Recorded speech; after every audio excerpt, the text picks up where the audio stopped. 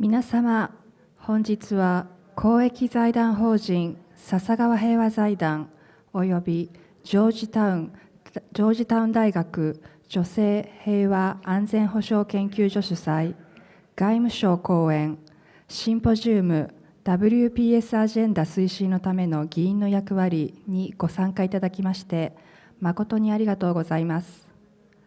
私、本日司会を務めます笹川平和財団第2グループ高澤陽子と申します。開会に先立ちまして皆様にご案内申し上げます。本イベントは事前にご登録いただいているメディア関係者の方々を除き、撮影、録画、録音することはできません。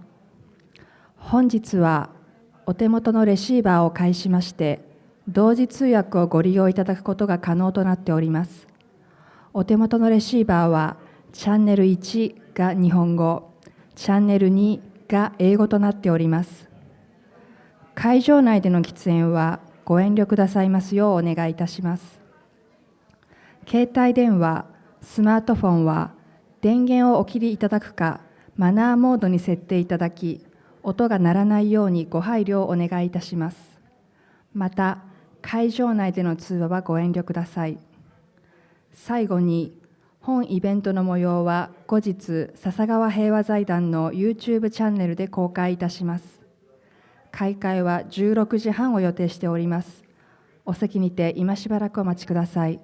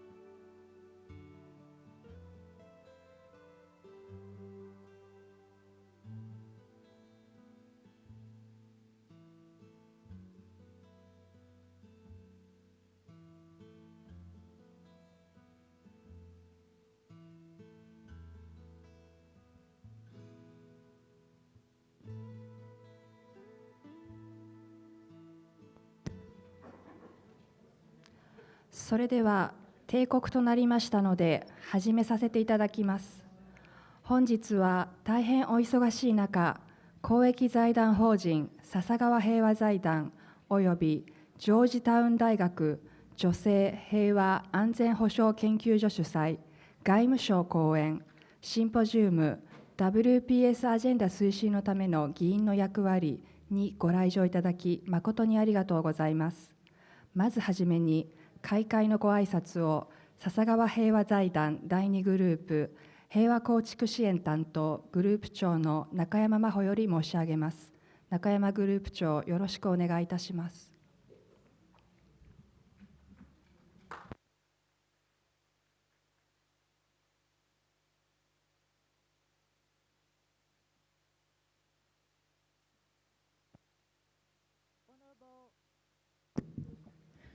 Honorable Roland Legardas, Senator, Senate of the Philippines. Honorable Mitsunari Okamoto, Member of Parliament of Japan. Honorable Olena Homenko, Member of Parliament of Ukraine. Honorable Liza Zajuri, Deputy Floor Leader of the Bangsamoro Transition Authority Parliament and Minister of Social Service and Development BARM. Honorable Meenakshi Lekshi, former Minister of State for Foreign Affairs and Culture. His Excellency Mr. Hirotaka Matsuo, Ambassador in charge of UN Affairs. Her Excellency Ambassador Melan Berbia, Executive Director of Georgetown Institute for Women, Peace and Security, and Advisory Committee member of SBS USA. Excellency, distinguished guests and delegates, ladies and gentlemen. It is such an honor for me to speak to you at this public event entitled The Role of Parliamentarians for the Advancement of WPS Agenda. Representing the Sasakawa Peace Foundation, I would like to express our deepest gratitude to our co-organizer, Georgetown Institute for Women and Peace and Security, and Ambassador Berbia for all your guidance in every step of preparations to realize this event.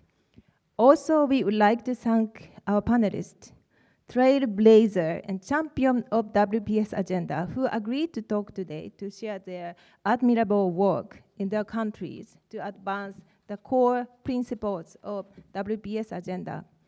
Our appreciation goes to Ambassador Hirotaka Matsuo and Ministry of Foreign Affairs, the Mainstreaming Division of Foreign Policy Bureau, to provide us with such an invaluable opportunity and help us to organize this side event at this very critical timing when a gathering of high-level officials in charge of WPS agenda from across the world, the Focal Point Network meeting takes place in Tokyo with co-chairs of Japanese and Norwegian governments. The Sasakawa Peace Foundation became interested in the work of promoting WPS agenda from our field experiences in conflict area in Southeast Asia, where women shoulder all the burdens without men going for warfare, yet they rarely being involved in any policy discussion or decision-making processes on peace and conflict, yet once they are given opportunity to do so, the impact of their participation is huge. Such an experience and recognition brought us to be involved and work for advancement of WPS agenda at local, national, and global level. And now on the issue of role of parliamentarians, as we developed our program, we had the opportunity to work with our former foreign minister, Honorable Yoko Kamikawa, and the WPS Parliamentarians Network Japan, established in December 2022. We were extremely fortunate to be their international alliance partner, together with Georgetown Institute for Women, Peace and Security. And from their work, we learned so much, and we were so inspired by honorable parliamentarians in Japan who made concrete changes and progresses during a very limited time, which I think will be explained by Honorable Mitsunari Okamoto during our high-level panel. Parliamentarians have a critical role in mainstreaming gender in peace and security issues, as they are in a unique position to legislate enforceable measures for the realization of WPS agenda, ensuring necessary budget and resources, exercising oversight and monitoring, and even representing conflict and war-affected women and communities. We are very pleased to have the most suited speakers today. 5 outstanding parliamentarians who pursue this very important cause. We very much look forward to directly listening to them on the groundbreaking work they have done to enhance women's decision-making in peace and security, to prevent violence against women, or found framework for budgetary allocation for gender and development. We hope today's symposium will stimulate more interest and discussion and will serve as an opportunity to promote future collaboration, alignment at many different sectors and levels. Thank you so much.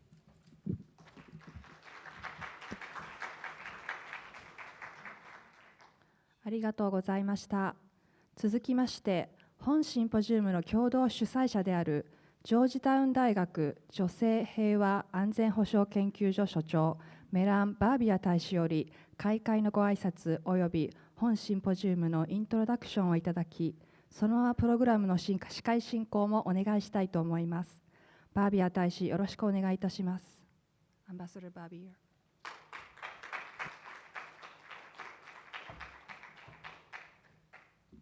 Well, thank you so much, Yoko, and welcome to each and every one of our distinguished panelists, as well as our extraordinary audience that's with us today.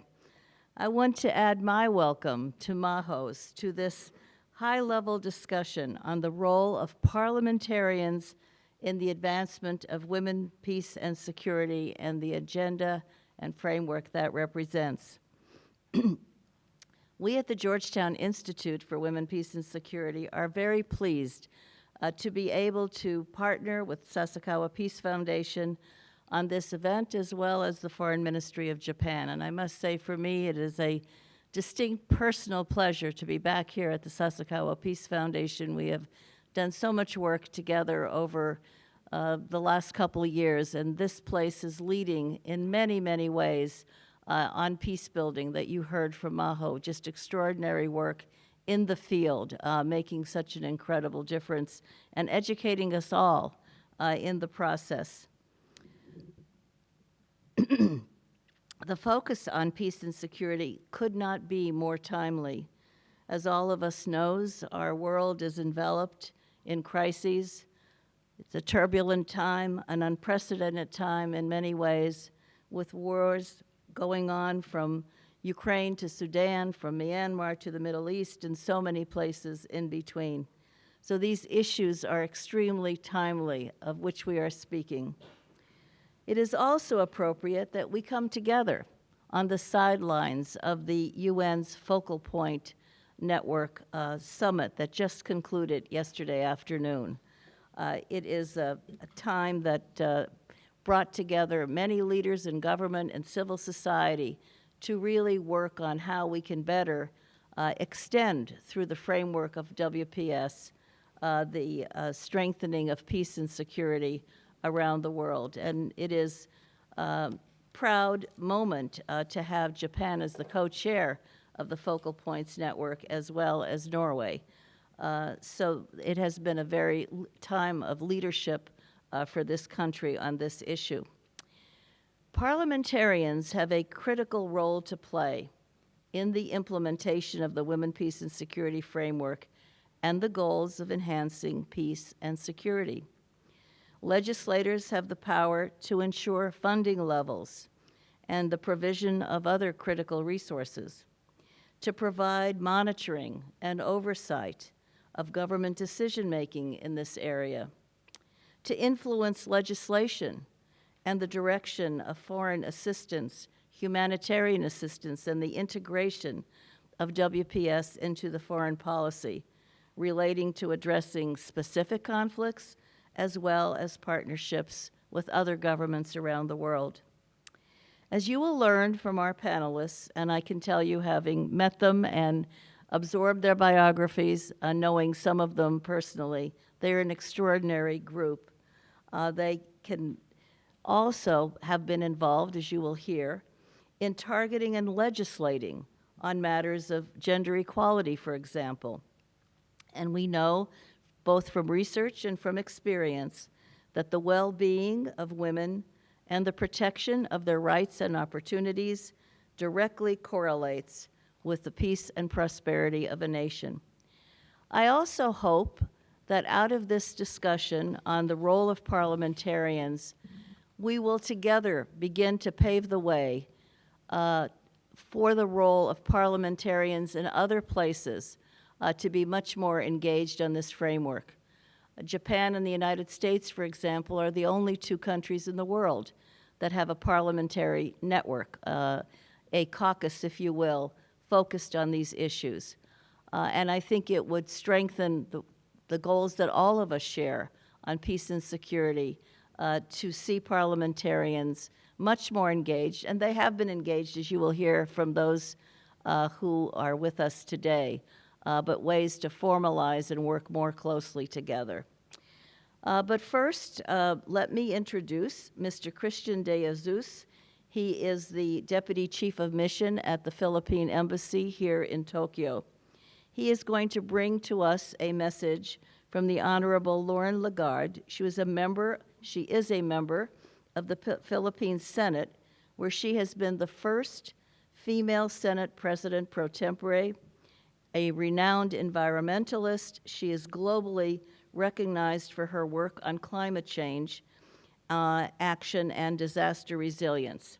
And we all know that climate change is a growing security threat in the world. Her legislative achievements include the landmark Climate Change Act and Renewable Energy Act in her country.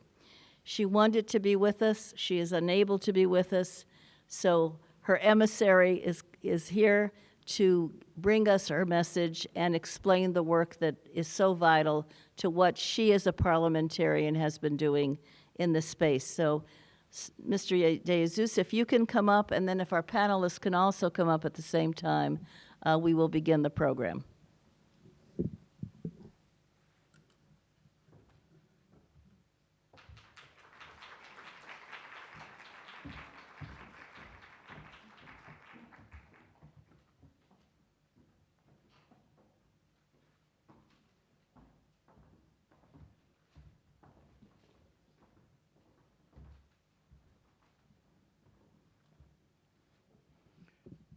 Excellencies, distinguished panelists, honorable guests, ladies and gentlemen, it is my honor to deliver this speech on behalf of Philippine Senator Lauren Lagarde. The role of parliamentarians for advancement of the WPS agenda. Honorable colleagues and distinguished guests, it is an honor to join you today to discuss the vital role of parliamentarians in advancing the women, peace, and security agenda. Across the world, conflict and instability have escalated at an alarming rate, showing no mercy. In 2023, over 170 armed conflicts raged on, forcing 612 million women and girls to live within 50 kilometers of violence, a 50% increase compared to a decade ago. The proportion of women killed in armed conflicts has doubled, and their displacement has surged by 70% in the past 5 years. 1 in every 2 women in conflict zones faces food insecurity, while thousands of girls are denied their right to education as schools become battlegrounds. Yet, despite carrying the heaviest burdens, women are too often locked out of the rooms where their futures are decided. This cycle is within our hands to break.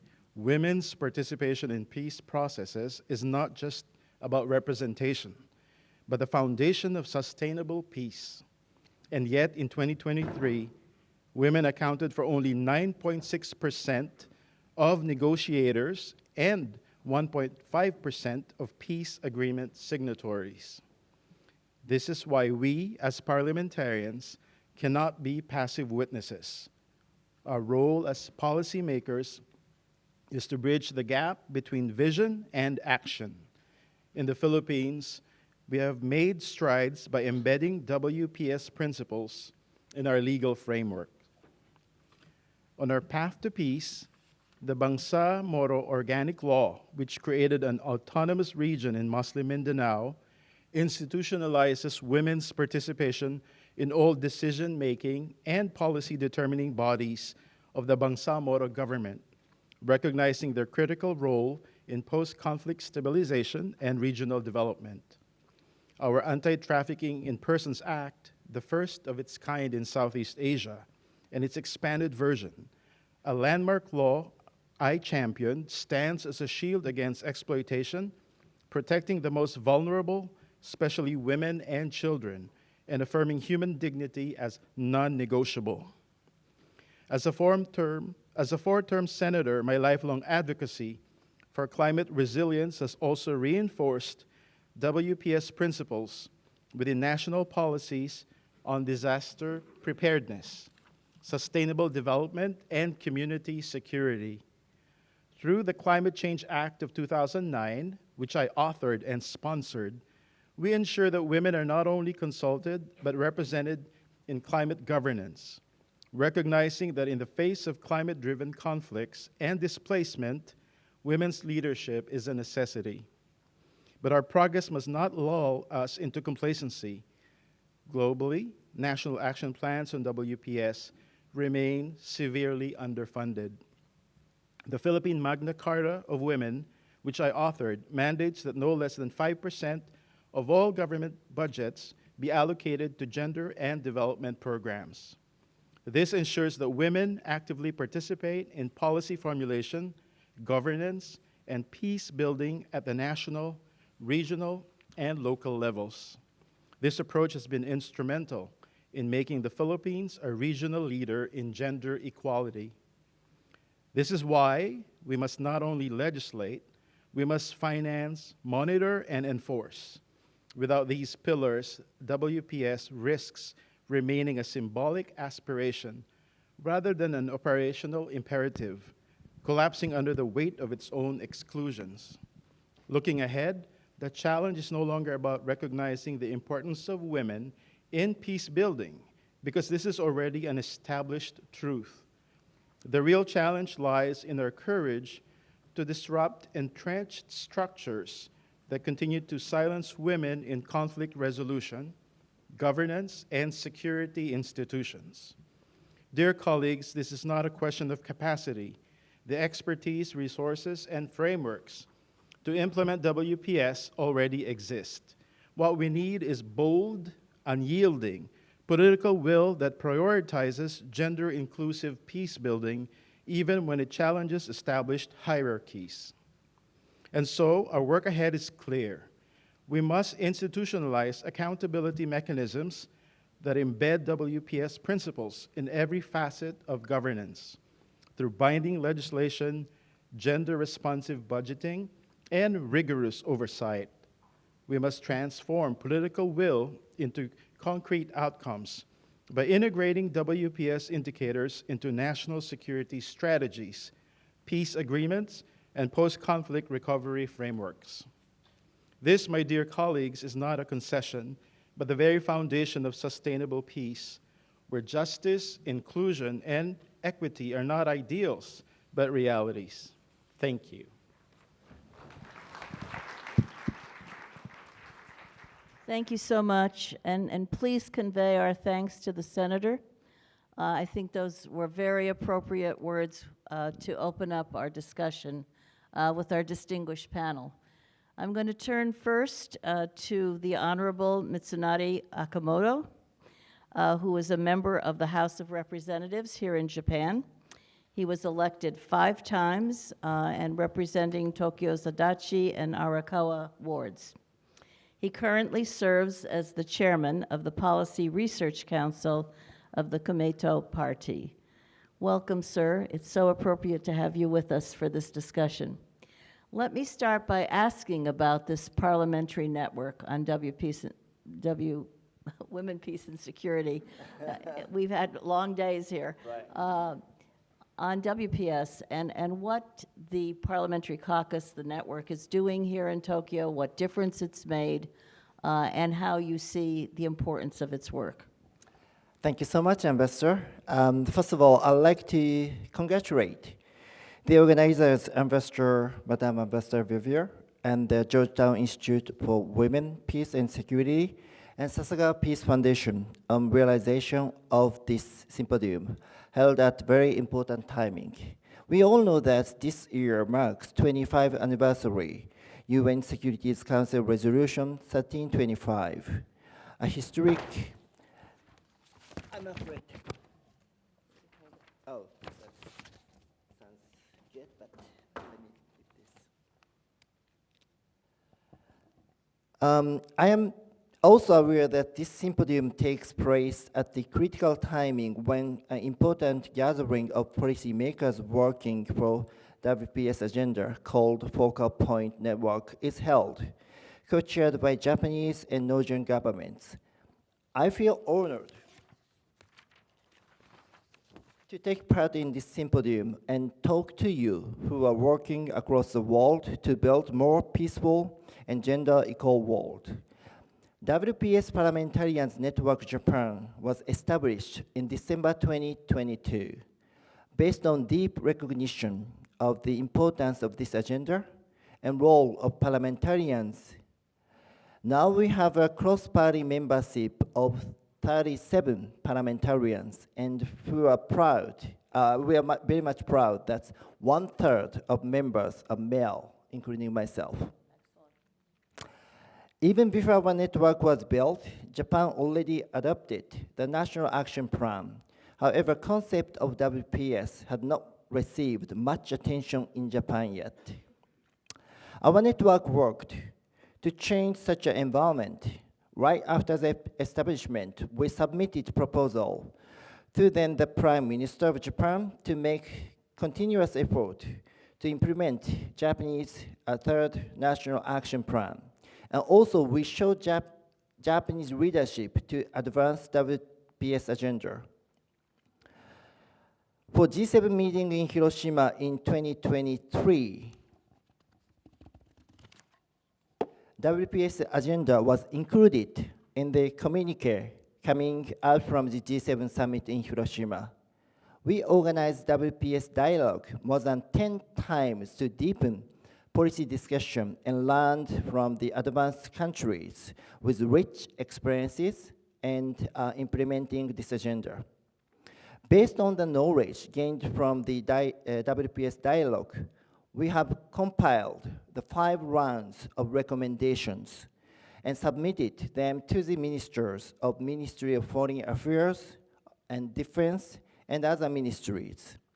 The proposal strongly urged the government of Japan to move forward and led to one of the major achievements, the inclusion of WPS in the basic policy on economic and fiscal management reforms, which provided the financial basis of the government efforts on WPS. This outcome shows that strategic efforts of us, parliamentarians, have influenced on the policy at the higher level. This is kindly prepared by the Ministry of International Affairs for me, but I really feel that Japanese politicians, including myself, have to pay much attention, not in depth, but in the broader range. One of my friends, Nakagawa-san, told me that ruling parties haven't invited the many politicians from the opposition parties, and that's not true. But we have paid much attention to broaden our network, including your friends. So let me try on that. Thanks a lot. Well, thank you very, very much. And we'll come back to the parliamentarian after we have some questions and introductions of the other panelists. And then we're going to turn to the audience at the end for questions as well, so please prepare for that. We turn now to the Honorable Olena Komenko, who since 2019 has been a member of Ukraine's parliament, which is known as the Verkhovna Rada. She serves on the Committee on National Security, Defense, and Intelligence, where she chairs the Subcommittee on Defense Procurement, a very big, challenging issue. Additionally, and very importantly, she is a member of the permanent delegation to the Parliamentary Assembly of the Council of Europe, and in fact came from Strasbourg directly here to Tokyo. We are so fortunate to have you with us, Elena. We know what's happening in Ukraine, this unprovoked aggression that Russia has perpetrated on the country. As you go into the third year of the full-scale war, just in a few days from now. But we know that that war actually began in 2014, and the full-scale war has now taken its toll for the last 3 years. So let me ask you, how do you incorporate a gender lens, the role of women, for example, into your work as a legislator, and particularly as a committee member on national security? How do you make this fit, and why is it important? Thank you, Ms. Ambassador. Hello to everyone. I'm glad to be here today. And throughout history, war has led to shifts in gender roles, particularly for women. And so apparently it happened to Ukrainian women. I myself had a chance to feel this shift on the first day of Russia's full-scale invasion of Ukraine. As I remember now, it was February 24, with explosions in Kiev started at 5 a.m. and with the meeting of Verkhovna Rada at 7 a.m. when we all parliamentarians gathered to vote for martial law. After the vote, all parliamentarians received weapons regardless of their gender. So after receiving our weapons, my colleague Saya and I went through the center of Kiev with assault rifles across our shoulders and handguns in our bags. For the first in my life, express training on how to use weapons. Today, every Ukrainian woman feels this shift, playing a crucial role in ensuring security and peace. Ukrainian women serve in the armed forces of Ukraine, lead humanitarian initiatives, volunteer, support the affected, and actively participate in reconstruction. The task of the task of parliamentarians, is to ensure their protection, the protection of Ukrainian women, equal opportunities and influence on decision-making process. For instance, today about 70,000 women serve in the armed forces, with 48,000 of them in active military roles. This number is higher than in some European countries, and 10,000 of women deployed in active combat zones. I met those women in front lines. I was asking them, what did motivate you to join armed forces? And they were telling their stories. Some of them lost their loved ones. Some of them wanted to be close to their loved ones. And all of them wanted to bring victory and peace in Ukraine. When I asked some of them whether they were going to leave and come back home, they said, no, I will be staying here till the very end. I will not be able, I don't have the right, I don't feel that I want to leave the battlefield and go home. And Ukrainian legislation already ensures that women can attain military ranks on equal footing with men, a step that challenges deep-seated stereotypes and strengthens operational effectiveness. But we also must guarantee the participation of women in command positions and in peace negotiations. Yet quality is not just about military rank, it is about conditions of service. While women in uniform proving their strengths on the battlefield, our responsibility as a lawmakers is to ensure that they have the legal protections, equal opportunities, and resources they need to serve in the army effectively. For instance, Ukrainian government approved new measures to ensure gender equality in the military, including the provision of specialized protective gear and hygiene supplies tailored to women's needs. For the first time, military healthcare regulations guarantee gynecological, mammological, and psychological support for women alongside mental health program tailored for all soldiers who have endured combat stress or sexual violence from Russian forces. These reforms mark a significant step towards true gender inclusion in defense. Another major issue in Ukraine today is gender-based violence, including conflict-related sexual violence, which is one of the most horrifying weapons Russia is using against Ukraine, and numbers are devastating. According to the Office of Prosecutor General, since the beginning of Russia's full-scale invasion, prosecutors have recorded 339 cases of conflict-related sexual violence by the Russian military. As the end of the 2024, 217 of them are women, 16 of whom are minors. Women and children are particularly at risk in the temporarily occupied territories by Russia. And last week I chaired the meeting on of the PACE Parliamentary Network on the situation of Ukrainian children that was recently established in the Parliamentary Assembly of the Council of Europe. And this meeting was dedicated to the situation of children in temporarily occupied territories.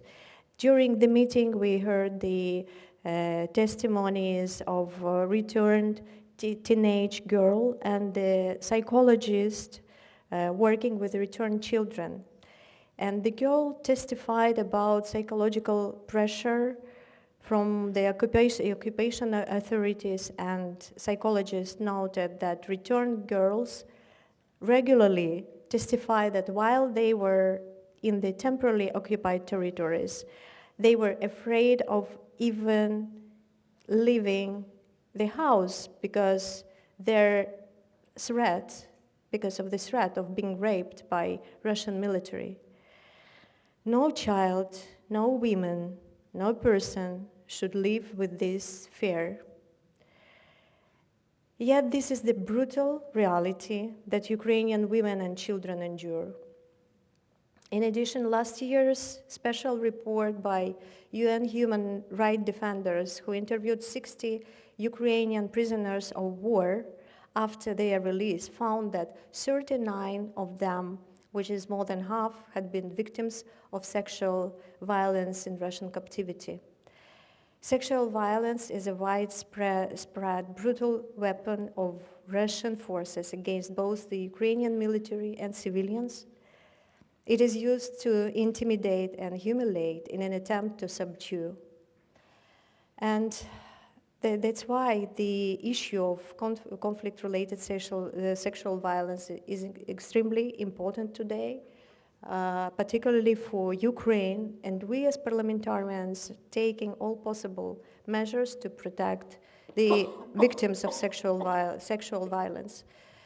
This is why last year Ukrainian Parliament, we will soon join European Union, so that's why I made a mistake. Our Parliament passed a law ensuring urgent reparations for victims of sexual violence related to Russian aggression against Ukraine, because justice cannot wait. The law also stipulates that no amnesty can be granted to perpetrators committed genocide, crimes against humanity, and war crimes, inclusive of crimes of sexual and other forms of violence against women and girls. And finally, I would like to stress that the Ukrainian parliament continues harmonizing Ukrainian laws with international standards on women's rights in conflict and post-conflict situations, in particular the ratification of Istanbul Convention, which entered into force in 2022, and the Istanbul Convention was signed by Ukraine in 2011. So during our convocation, we succeeded to ratify the convention.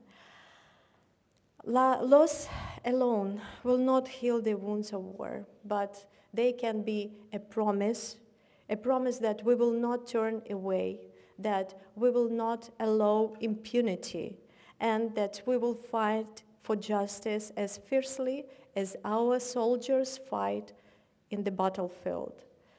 Ukrainian women have already shown the world their strengths, and now the world must stand with them, ensuring their rights, dignity, and future are protected. Thank you so much, Elena. You know, I remember when the war first started, not the full scale of war, but in the East, the women volunteered to be in combat, even though there were all kinds of proscriptions, prohibitions against what they were engaged in that regard. And they, in fact, did a study called the Invisible Battalion because they weren't regular.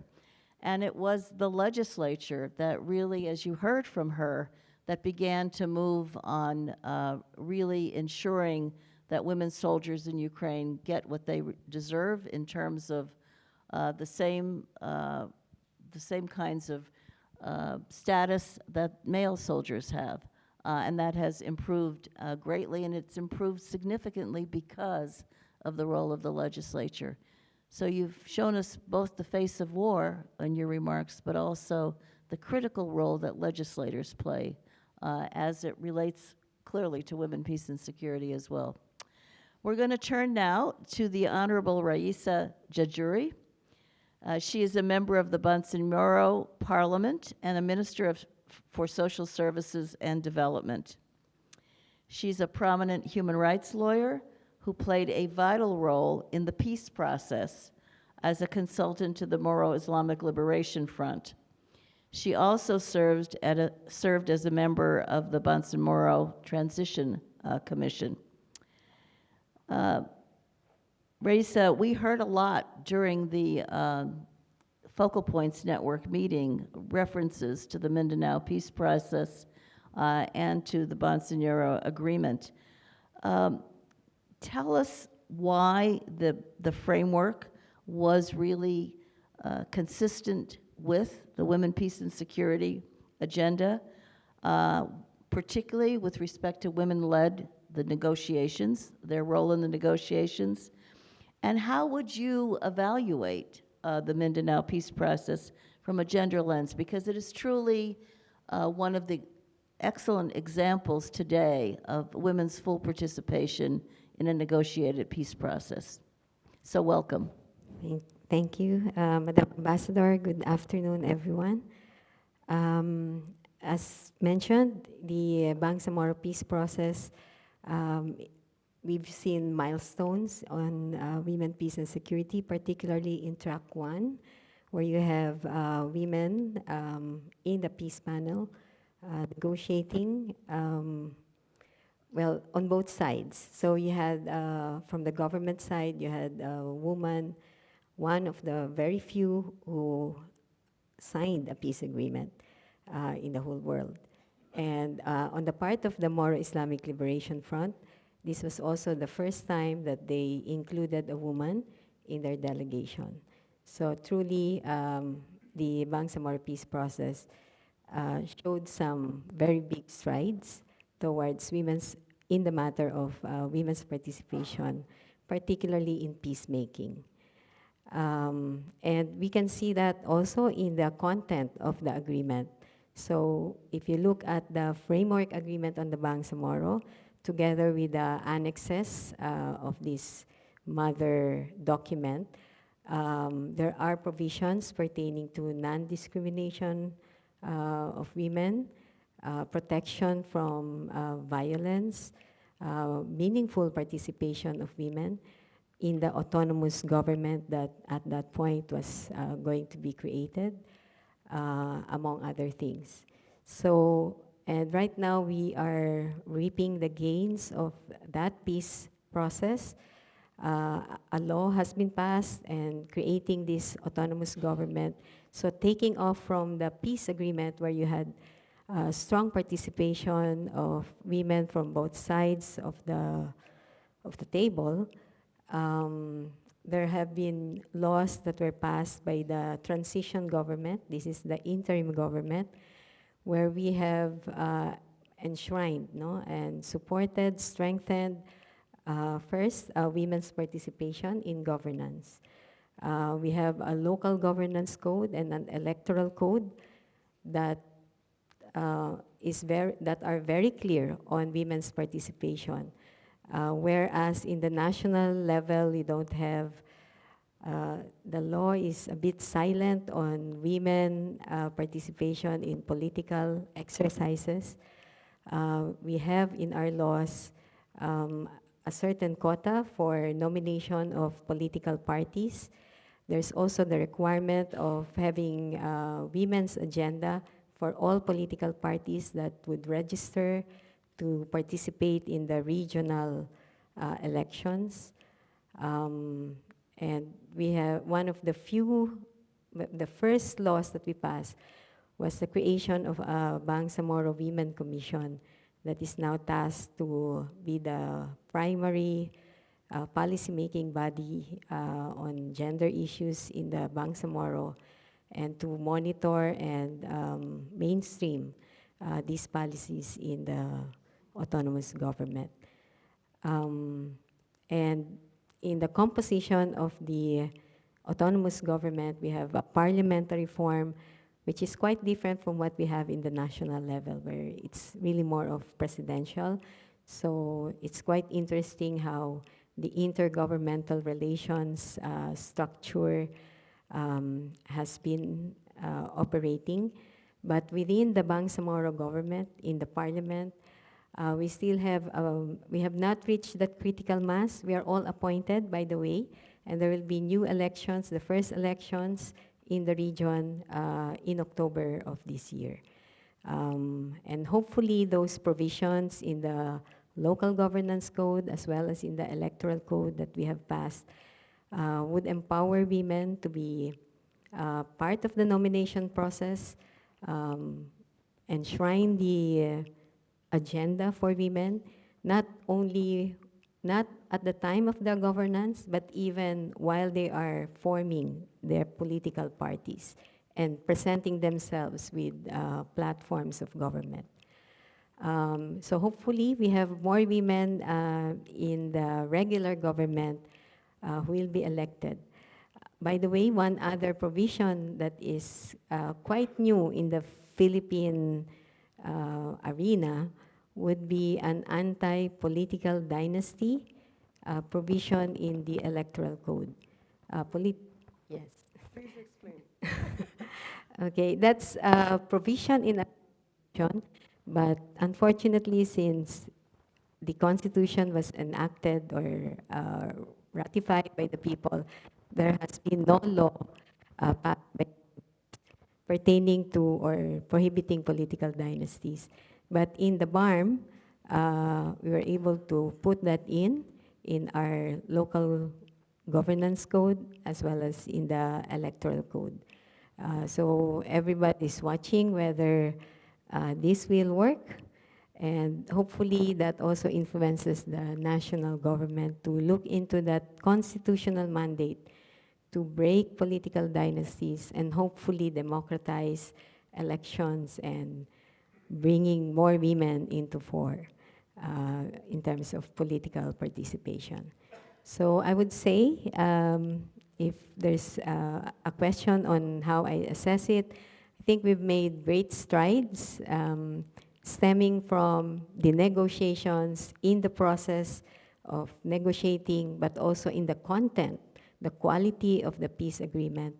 I would say there are strong platforms that were already used by the transition government towards hopefully stronger positions against gender discrimination and empowering the women. We have made great strides, but there's still a long way to go. We're still working on that, and hopefully the new Bangsamoro government can build on this, the bricks that we have laid down during the transition government. Thank you so much. I think it's so interesting coming out of a very inclusive model, Women, Peace and Security peace process, to now hear from you how the government structure that came out of that is operating, particularly with the Parliament, what you've done and what you still need to do and want to do. But it's a great case study of beyond the peace process, what happens. And again, the role of the Parliament is all important. We're going to turn now to the Honorable Meenakshi Lekhi. She's a prominent Indian politician and former Minister of State for External Affairs and Culture. A lawyer, she's practiced in the Supreme Court of India and the Delhi High Court, and is a formidable advocate for social justice. She has been involved in landmark cases, like advocating for the commissioning of women in the Indian Armed Forces, another mention of the security sector and women. She's played a vital role in drafting significant legislation, including sexual harassment of women in the workplace bill and women's reservation bill. And there's so much, Meenakshi, that you've been involved in. It's too much in an introduction to mention everything. But it will come out, I'm sure, in what you have to tell us. So as a parliamentarian, you have made these admirable achievements in this legislation, really seminal legislation in many ways, and also in changing the regulations in the Indian Parliament to ensure that more than 30% of committee members on the security be women parliamentarians. These are not easy things to do. So give us a sense of what it took in terms of your strategy to be able to achieve these outcomes. Thank you very much, Ambassador, for such a lovely introduction. I don't know whether I deserve it or not, but thank you. So far as strategy is concerned, I think half the time in democracy, we have to understand who our electorate is, and women are our electorates. We get elected because women vote for us. But do we use that electorate to identify with their problems? One is identifying the problem. Two is having the strategy in place, how to overcome that problem. Three is bringing that subject back to women with a solution. So half the time, small things, access to sanitation, access to clean water, access to clean energy, access to healthcare, access to having a property in your name, having a household in your name. Now, these are not struggles of only deprived section, but these are struggles even in well-off communities. Even in developed world, we see these discrimination that how much property is owned by women versus how much property is owned by men, how many bank accounts are with men, how many bank accounts are with women, participation rates. So strategy is very simple, that you identify the problem, try to address it, and bounce it back to the electorate, and make them stakeholder in the governance. Once the women as a group are stakeholders in the governance, they vote for you. and they continue to vote for you. So I will say in past 10 years, and as you said, been a lawyer for more than 30 years, and during this process, country has seen tremendous changes. I can go back and say, even as a law student, as a student in college, we had, and I'm very glad my friend from Mindanao explained that how difficult it is to get women on board in the Islamic world, especially in peacemaking. So we had a case way back in 1985, Shabanu, it was famous by Shabanu, triple talaq, that 3 times a man could just say talak talak and wife has to get out of the home.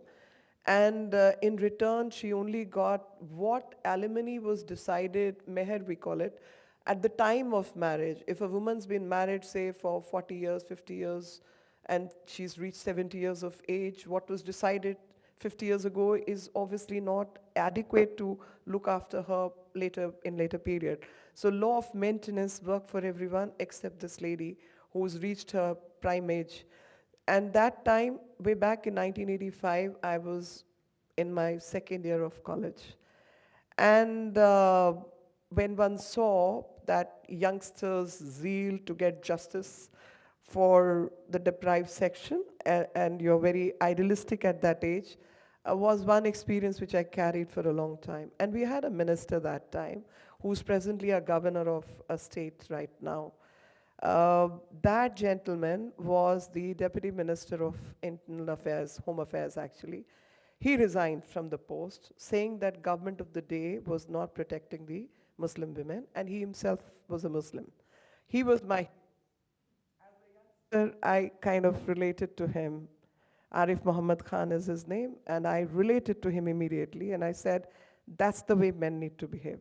That's the way men need to come across as representative of women, because finally, if society understands that women issues are not just women issues, these are societal issues, and no man can survive without a woman, because he'll not be born if there was no woman in the first place.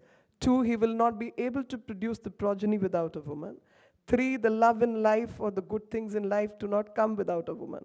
So protecting that section is as much his responsibility as that of the women. And I'm very happy that we have one amongst us sitting on the panel and several in the audience, because issues of women need to be addressed by men, because I always say, I said, you don't talk to the converts. Women talking amongst themselves makes no change at all, because we will always converge, we always know the subject, and we hardly have any difference of opinion. No matter which part of the world we come from, women will not find a difference of opinion, because we are all stakeholders in peace, in security, in health, in education. But I think men need to be co-opted as part of the strategy. And when we have very strong men representing us, the job gets done. And I will give you this example, like I gave you the example of Arif Muhammad Khan way back in 1985. When our party came to power, which is 30 years later, 25 years later, at that time, though this is a mandate of the Constitution, but this was mandate observed in defiance, then in acceptance by the previous governments, because they saw this as an appeasement politics, that you're appeasing the men from a particular community and not addressing the issue, so that community and the men in the lead keep voting for you. But when this government came to power, one of the promises we made was we will remove triple talaq. Why? Because women are impacted. We brought it, we removed the triple talaq, and women as stakeholders, and men also as stakeholders from the community whose daughters have been wrongfully divorced, boys whose mothers have been wrongfully divorced, came on your side. So it's how you pitch your subject. So the moment you make the subject absolutely clear to the society, make it logical, make it employable, and make it sensitive, you have won the race. And that's exactly the strategy in every other subject. And I'm very grateful that our Prime Minister made this as a tagline, and not just a tagline, but implemented it as a policy, that forget talking about women empowerment. No more conversation about women empowerment. Is going to be women-led development. So every developmental process, whether it's loans, it's assurance, it's banking, it's property, it's representation, it's women bill, it has to be women-led development, and you see the impact. The impact is at the grassroots to the top, and that's what makes all the difference. That's why I say we always need to co-opt with strong men who can be our voices, and we should be able to lead the pack. And unless that space is provided to women to lead the pack, all the effort will go waste. And we will be talking in a room full of women only, which is not the strategy, which is not the right strategy. Well, thank you so much for those important comments. Thankfully, we are not just talking to a room full of women here, but we've got so many male champions who agree that these are issues not confined to women, but to the kind of world we want to see, one of peace and security, and it takes all of us to do that. And thank you, too, for your outline of what it takes to be a successful legislator on these critical issues. We're going to go back now to our friend, Mr. Akamoto. And let me ask you, as not just a member of the Women, Peace and Security Parliamentary Network, but as the former Vice Minister for Foreign Affairs, how do you see the role of Japan today in terms of efforts to advance WPS? Thank you, Madam Ambassador. First of all, I'm so impressed by your speech, sharing that how much you seriously try to improve the quality of the peacemaking process, having women more in the process. With Madam's question, Japan is unique in that we experienced many national disasters, both earthquake and typhoons. We Japanese government and ministries tried to prevent the disasters, but it's happened. And once it's happened, the people have to move out to the shelter. Typically, it's school gyms. And it's typically empty, but what we experienced, and that was unfortunate, is that number of deaths directly caused by the natural disaster is fewer than the number of deaths actually caused or deaths in the shelter caused by the lower level of the living conditions. So it is highly important to improve the quality of the shelter. How we trying to make it happen is a lot of skill set and knowledge from the rich experiences that we experienced before. At the local level of the government, we have many women staff they have been trying to improve the quality of the disaster management. But these experiences, skill set, knowledge can be spread it out to our friends' countries in order to contribute from our end to your side. But we are still in the phase of the improvement. So we also need to learn from you guys, but this is what we have as a Japanese unique condition of the countries. But we need to have anyway, as I said, we have 37 parliamentarians in the network. And the number of parliamentarians here in Japan is about 700. And 37 is not many enough. I will try to make it happen to double, triples, in order to have every single Japanese parliamentarian can be a member of the network. I will try to happen. By the way, this network is strongly supported by the parliamentarian Kamikawa, who is former Minister of the Foreign Affairs. And without her efforts, this parliamentarians network couldn't happen. So thanks to her. So you just, all of these people have just heard you say that your goal is going to be to really enhance the ranks of this network. So I don't know, we may gather again and have you back and see how the numbers have grown. But anyway, I think one of the most important things that Mr. Akamoto said is the reference to disaster risk reduction and the role that has been played in this country, because it has been beset by natural disasters and has really formulated learnings over time as to how to cope, which is comparable in many ways to what is needed in relief and recovery after wars. One second, and I think that's something that we can learn, and you can really take more to the global stage, because it's something we've got to work on. Just to make sure that I'm not just talking about natural disaster, but with our rich experiences, we think we will be able to contribute to the like Ukraine reconstruction process. That's how we are able to make the process smoother and process make happy to many people, including women, kids, and elderly. Yes. Nakshi? Ambassador, with your permission. India, like International Solar Alliance, has an initiative as part of the Foreign Policy Network under the UN body. And we call it CDRI, Coalition for Disaster Resilient Infrastructure. And we have put various countries on board.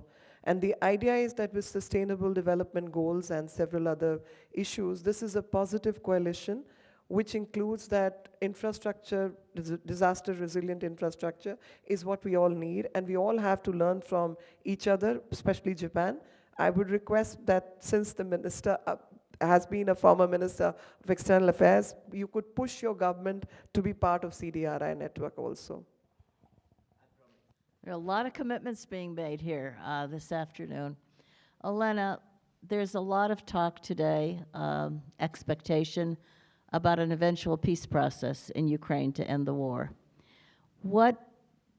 How do you see the role of women both in preparing as well as participating eventually in such a process? Because I know it's something on the minds of many of us. Thank you, Ms. Ambassador, for the question. By the way, I would like to add that in Ukrainian parliament, we also have a caucus named Equal Opportunities. Not only women belong to this caucus, the members of this caucus, and this caucus has been established in 2011 or 2012, so it has been running through 3 convocations of the parliament already. With regards to peace and peace negotiations, imagine a mother waiting for the news of her son in the front line. Imagine a wife counting days since her husband was taken into captivity. And imagine a young girl growing up in a world where air raid sirens are part of her daily life.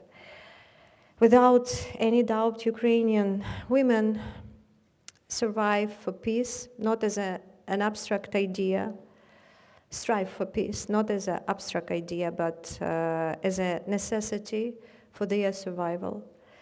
At the same time, during the Russian aggression, Ukrainian women suffered a lot of grief. Many women paid the ultimate price, that of their lives and health, and the lives and health of their loved ones. Tens of thousands of Ukrainian women have lost their loved ones at the front line or are waiting for them from Russian captivity. And for us, for Ukrainian women, peace is not just an absence of war, it is justice, security, and future that we can trust.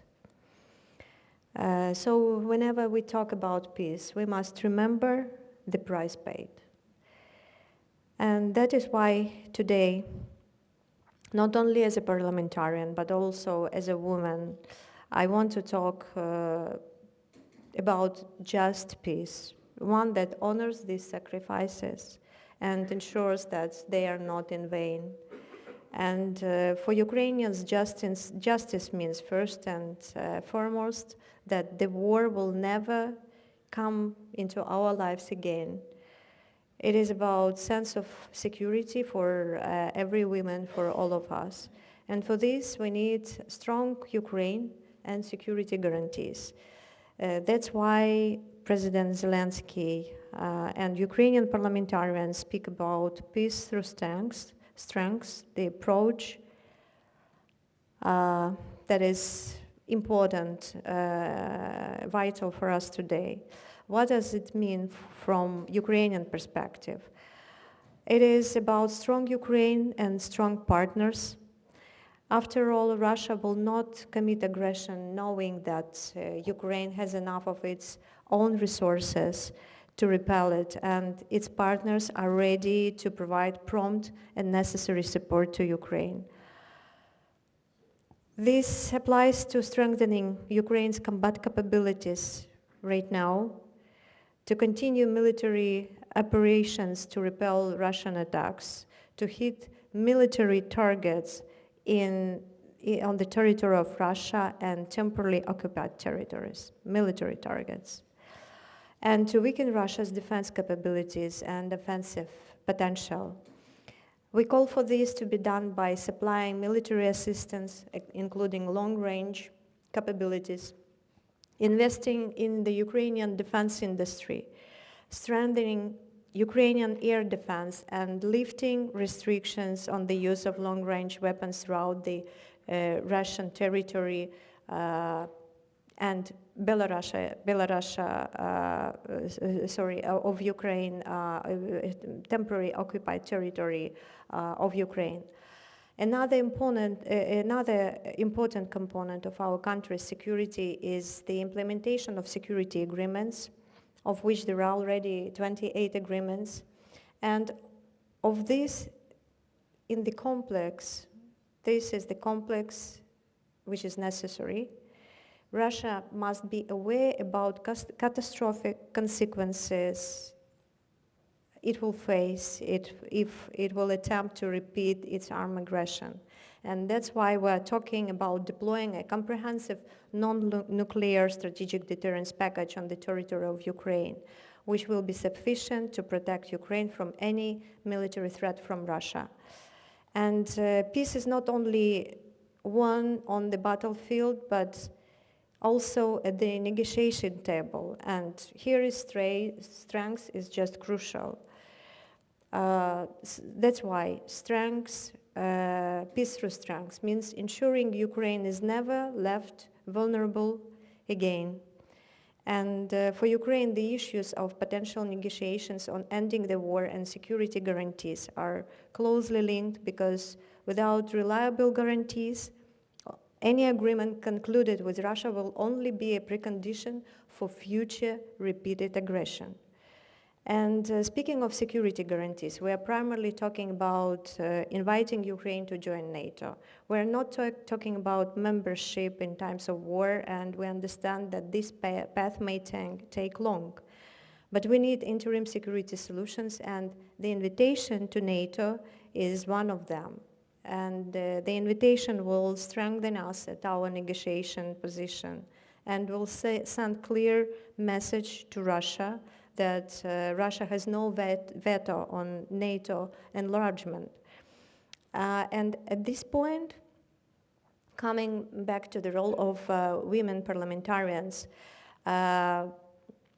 not NATO, cooperation with NATO continues on the parliamentary track, and women's leadership plays a significant role here. For example, women are responsible for Euro-Atlantic and European integration.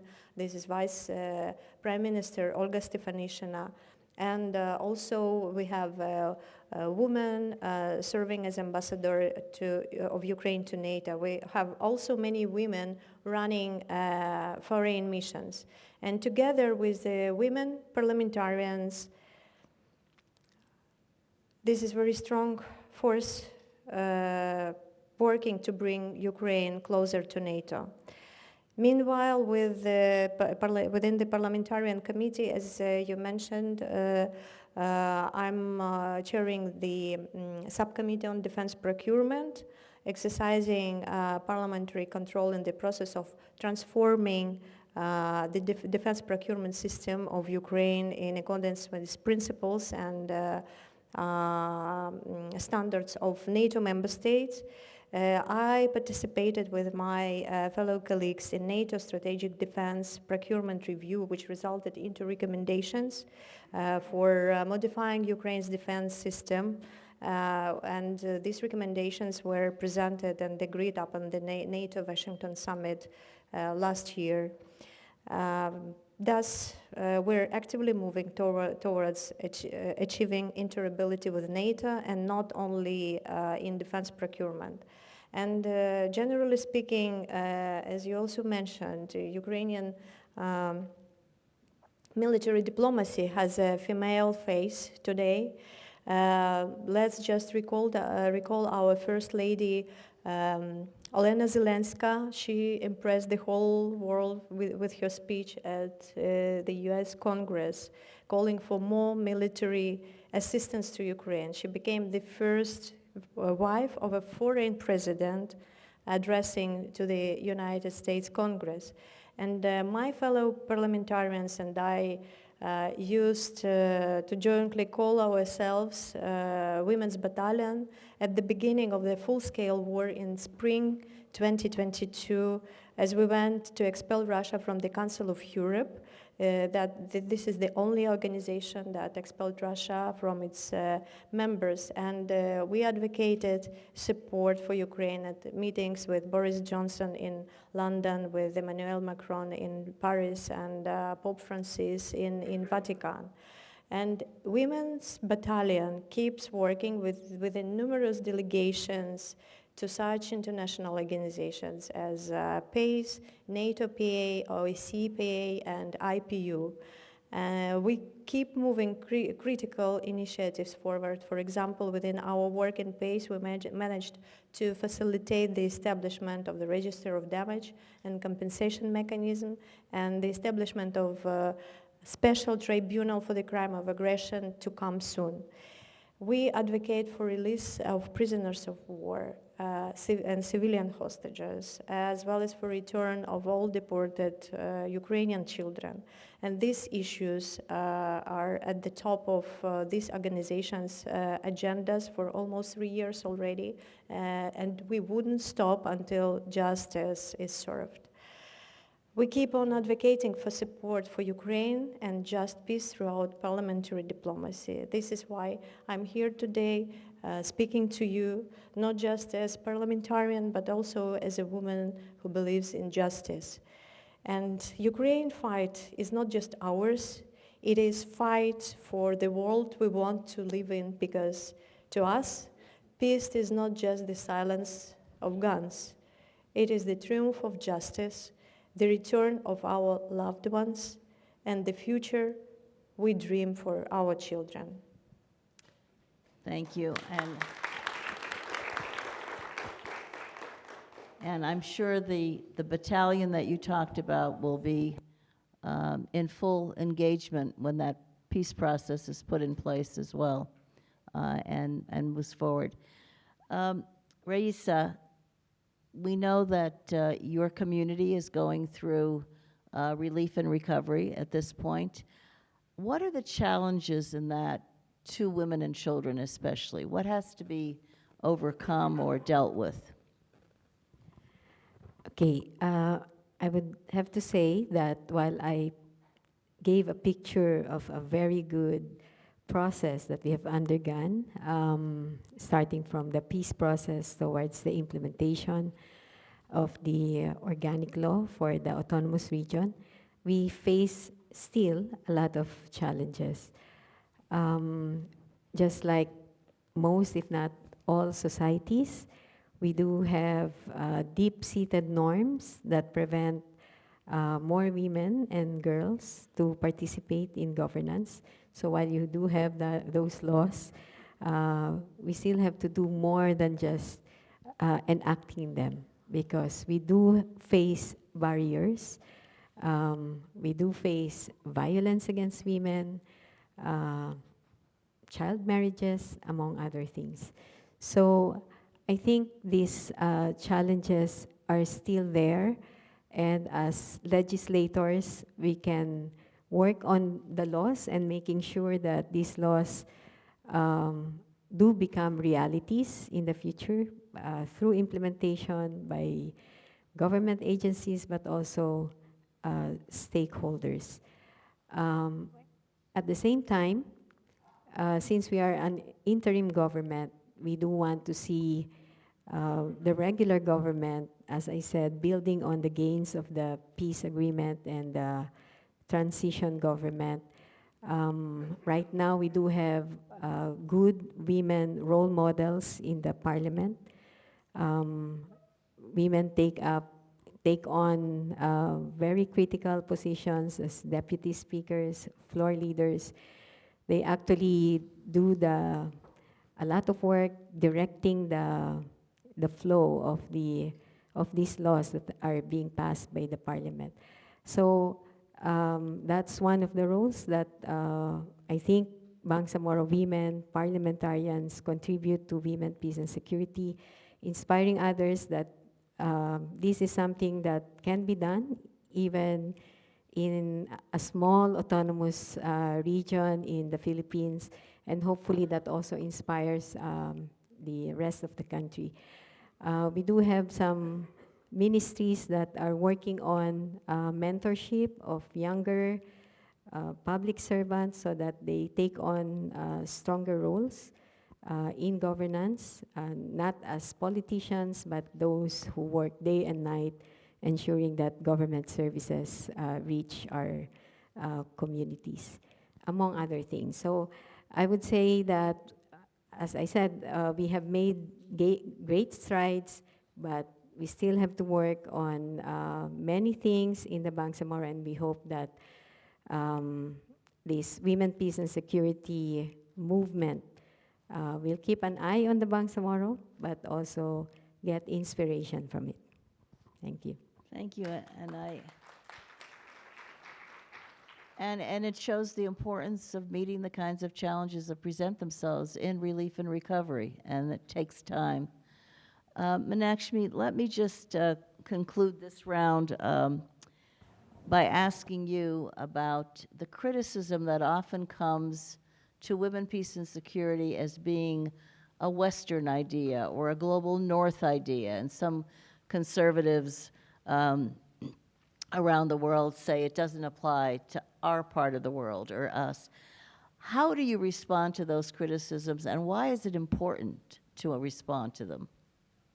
I think it's important to respond to such criticism because women, peace, and security, if you look around the areas which have been under conflict, as the slide presented in the beginning of the session, by His Excellency, the representative from the Philippine Embassy, showcased that 170 conflicts have happened across the globe.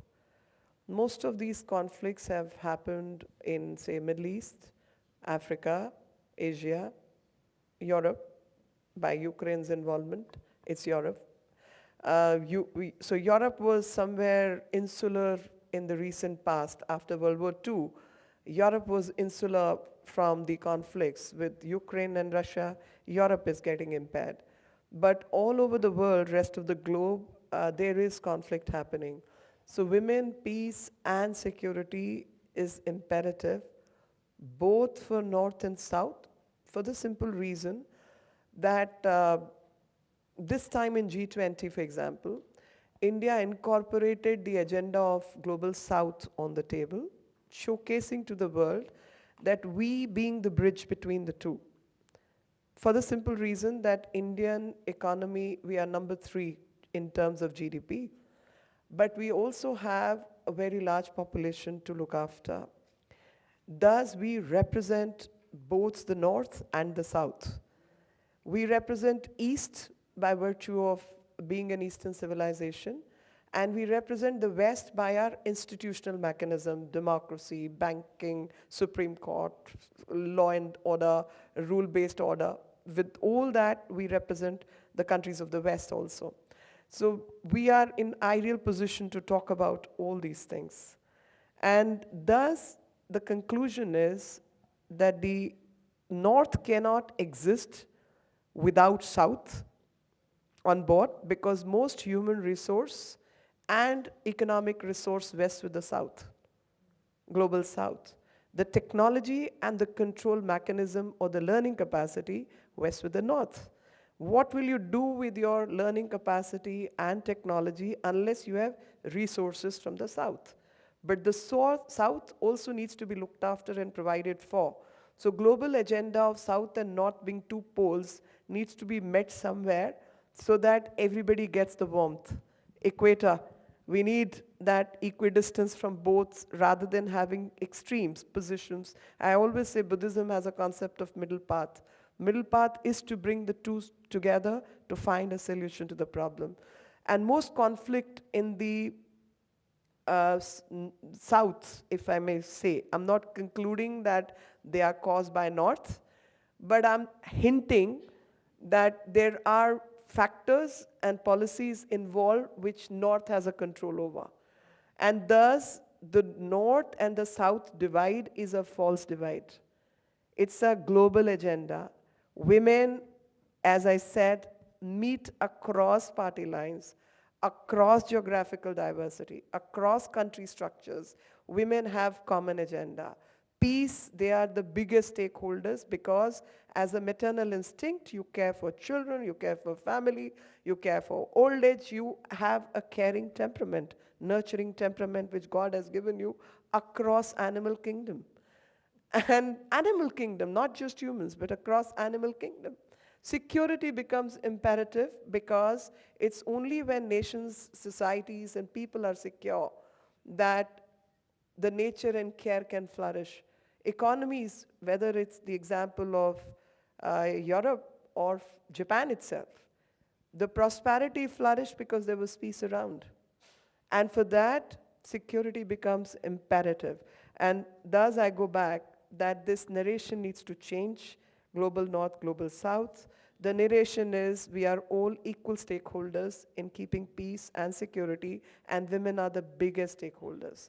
The communication on both sides, the North side, which normally tries to like handing it down, that we are very peaceful and you are the ones who are going through all this, is wrong. And the South, which in spite of its efforts is not able to communicate at a higher level, that look, this much of work we have put in for the peace, security, and women agenda, which probably North is missing out. There has to be greater communication. One example I'm going to leave you with. How many people in global North, so-called economically developed nations would understand that in India, 48% of women are in STEM. 48%. How many will understand this figure? And everyone will pitch, oh, India, women empowerment.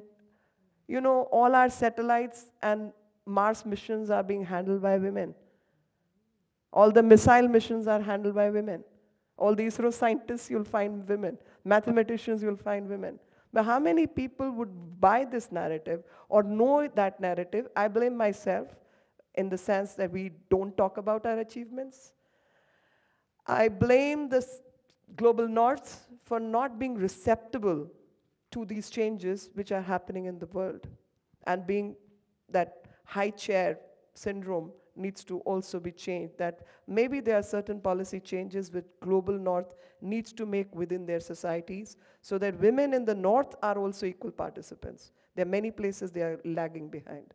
So we are all equal stakeholders. That's my conclusion. Thank you. Meenakshi, you've got the last word. So I must say the very first answer which I gave, I'll share my own experience, and that experience is we had women policy right from 90s, a national policy on women rights, and that is my youth when I started working and all. And 2000 plus, 2002 or 3, I remember being taken by the woman and child minister who later became our speaker to the finance minister. And I was part of the delegation, the younger person amongst others. And the dismissive look of the then finance minister when we asked for gender budgeting, I still remember that, and she just nudged me like this, that start speaking. So I started saying, this is what women need, this is what we want, and please put it in the budget. And he looked at us and he just scoffed. Okay. And have your cup of tea and leave. And we left. Finally, the years passed by, governments changed. When we got into our government, I must share this story. The budget has now increased to 6.8%. I mean, 6.8% in terms of the budgeting allocation. Increment is about 36%. 1% of the GDP has actually gone to women. And the trick was in separating women from children and family budgeting. So what usually used to happen was that women will be clubbed with family welfare and health and everything. So I would normally, my stand, and in fact that has been one of the reasons when sustainability and women, some people tried to connect the two. I stood my ground and I said, sorry, this connection is not going to happen because sustainability gets its own budget, whether in UN or locally or in the governments. Women budget is exclusively for women, and that cannot be taken into any more subject. As far as women participation is concerned, 50% of the population are women, so 50% participation in every field should be of women, including sustainability, but budget exclusive to women cannot be touched, number one. Number two, whatever we do at the policy level usually is done by bureaucracy. No malice to bureaucracy, but bureaucracy, if I can say, is disconnected with the ground. They are sitting in their offices. People who are connected with the ground are the politicians. So political representatives need to have a stake in that, and they need to be the voices. And they need to take women, like I'm saying, my then minister, who was handling the Department of Women and Child, had taken me along with rest of a bunch of women. And subsequently, today we have a full-fledged cabinet ministry for women and child development. It's a WCD is a separate ministry. The more important point is when you make policies, you do allocation of budgets, they need to be monitored. And monitoring process is the parliamentary agenda. Every parliamentarian needs to monitor not just allocation, but implementation process, because usually it's the parliaments which are doing that working. And in all your women and child committees, or family welfare committees, different countries will have different names. You should have 33% men as partners. Please ensure that it doesn't become an exclusive women-only committee. It should have minimum 33% of men in that committee. That's how you'll bring the change. And that's our own experiment and our own learning. I would say my own learning because for some reason one has been, I've done several other things, but been part of this also. And of course, you need role models. And if those role models are men, I think it works very well for us. When they start saying, no, this got to be done. Sometimes I feel I'm not blaming the men. I think they are a little shy on speaking on these subjects. That shyness needs to be removed, that if men come across as sensitive women, as sensitive beings, it will be like, oh, he's not man enough, he's not macho enough, which is wrong. I always say men need to have a better PR of showcasing their sensitive side, and women also need a better PR showcasing their tough sides. And that's how we'll bring the balance. Excellent.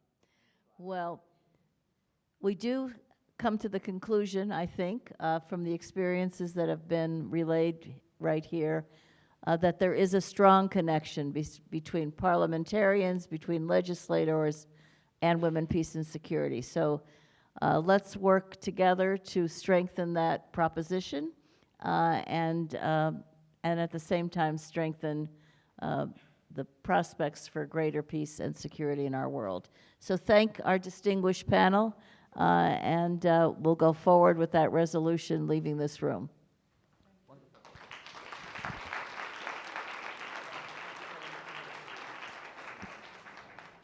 ありがとうございました。本日ご登壇いただきました講演者の皆様に心より感謝申し上げます。講演者の皆様がご退出されます。皆様、今一度温かい拍手をお願いいたします。